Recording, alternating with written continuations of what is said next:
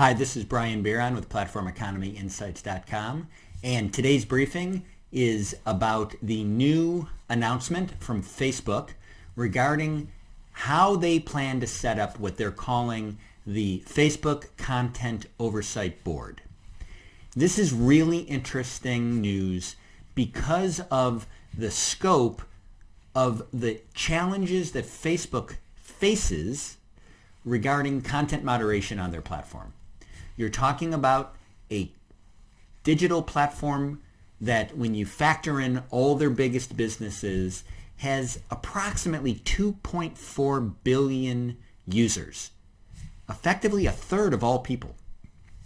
And that huge platform has faced problems all around the world in terms of concerns that people have, in particular government has, with some of the kinds of things that people are posting and communicating about on Facebook. And we call it the topic of content moderation in the context of Platform Economy Insights, but it's thinking about bad behavior by users and whether platforms have a responsibility to restrict or control that kind of behavior.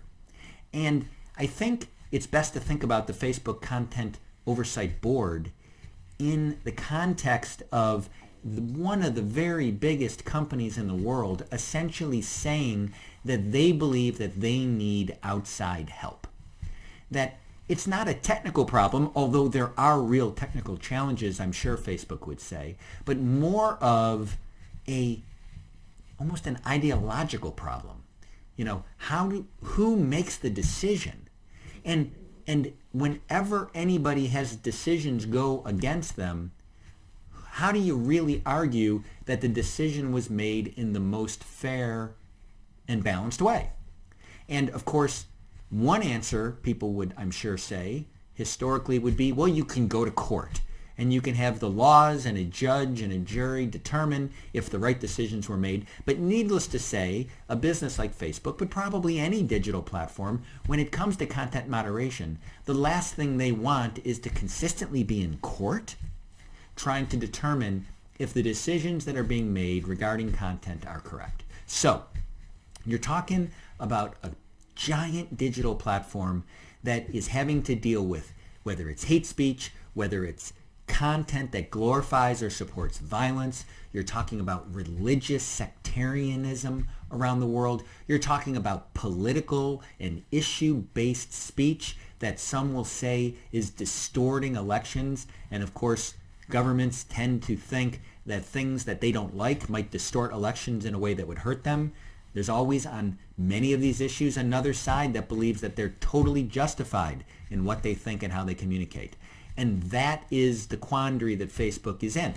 And so they're proposing to create a content oversight board that would eventually be made up of 40 people.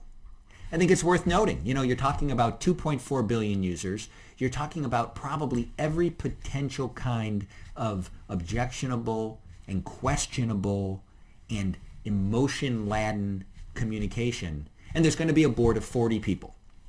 Now, Facebook, being this global platform, certainly understands that this board will need to be diverse. And they noted in their press release that the board is going to be diverse when it comes to geography and gender, race, religion, politics, social views. I absolutely believe that they would be committed to doing that. Although at the same time, it's hard to believe that, number one, you could actually find 40 people that appropriately reflect the diversity of essentially the human race. And then also whether or not people would actually agree from their own perspective as to whether or not the diversity is appropriately balanced. Like, are there going to be quotas for all these things? Or the important question is at least one type of every type of person going to be on that board? It is really a remarkable thing to try to think about, a remarkable challenge. So they're going to create this board, and then this board is going apparently to operate like what is being described as kind of a Supreme Court for Facebook decisions on content. In other words, if a person is concerned about a content decision, whether it's regarding their own content or their own ability to use the platform, or maybe they're concerned about the fact that Facebook is letting another kind of content or another person on the platform, that first and foremost, users will continue to go directly to Facebook to get decisions from Facebook about content.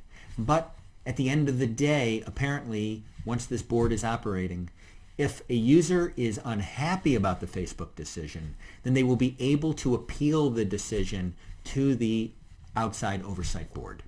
Now, they're talking apparently about this board handling dozens of cases per year, which, again, you're talking about billions of users.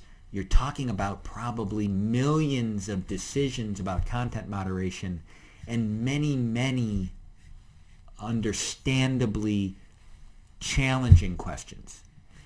So the board's going to take on dozens. I'm not quite sure if that's really going to address concerns coming out of governments and other stakeholders all around the world, but whatever.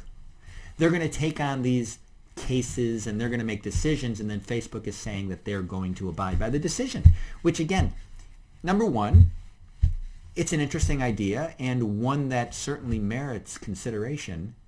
Whether or not it's really going to solve their problem, I think that that's really up in the air. In particular, when you combine the almost certain concerns about the balance of the group, and then, heck, even when you have theoretically democratically elected and balanced groups of representatives, pick your democratic government anywhere in the world, there certainly is no shortage of people objecting to the decisions that those bodies make. And the idea that that wouldn't be a problem that this oversight board will face, I suspect that the answer is, of course it will. But Facebook wants to find more eminent, thoughtful people to help take on, I suspect less take on the work, but instead sort of expand the scope of responsibility so that when decisions are made that Facebook or any other arbiter would understand are going to be disagreed with by some, having more people with a stake in the decision certainly should potentially spread the wealth in terms of anger and frustration. And I know Facebook has also reached out numerous times and said that they would like governments to help give Facebook some clearer direction on the kind of content decisions that need to be made. So it's a very interesting proposal. Again, it's been out there for about a year. They announced, I think it was in November or December of 2018, that they were going to move forward with this process. They've apparently spent the last 9 or 10 months talking about it, thinking about it, talking to outside stakeholders. They've now proposed how they're going to actually structure the board, a bit of an outline on the timing for the board. Apparently the first 11 people are going to be in place, they hope, for essentially January 2020. And then the board itself is going to be growing the number of members of the board up until it gets to this target of 40. They talk about 3-year terms. They talk about there can be 3 consecutive 3-year terms for a person. All in all, it's going to be very interesting to follow. I have no idea if it's actually going to meaningfully solve their problems. I'm sure nobody knows. I absolutely believe that they're really trying their best to find creative new ways to address this really interesting challenge that faces them and faces in particular some of the other really giant communications platforms.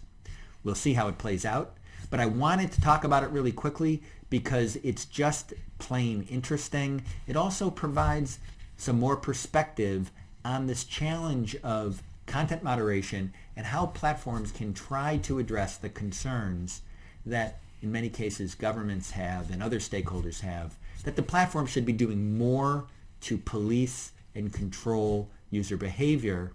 This is especially an issue when the platform believes that users actually should have a real ability to exercise their own agency and make decisions within really broad controls in terms of their activities. In the context of Facebook, of course, it's their support for free speech, they say, which unfortunately for this challenge is countered by their also saying that they want to protect people from bad things. So with that, this is Brian Bieron with PlatformEconomyInsights.com. I hope you found this interesting. If you have any questions, there's an email address in the text below that you can contact me and share your thoughts. Until our next briefing, I hope you found this interesting. And again, it's PlatformEconomyInsights.com. Bye-bye.